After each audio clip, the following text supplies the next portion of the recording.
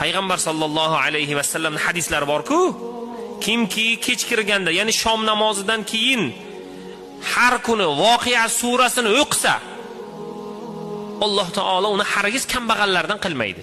Bo'ldi, tamom, va'da shu. Har kuni kechqurun Voqeani o'qing, kambag'al bo'lmaysiz. Men qizlarimga shuni o'rgatganman dedilar. Men xotirjamman dedilar. Masala yo'q, u ham kerak emas, pul ham kerak emas, oltin ham kerak emas, hech narsa kerak emas dedilar. Men qizlarimga Voqeani o'rgatganman. Ya'ni men ularni ilmli qilganman dedilar. Ya'ni Voqea surasini o'qing deyapmiz, hammamiz eshityapmiz.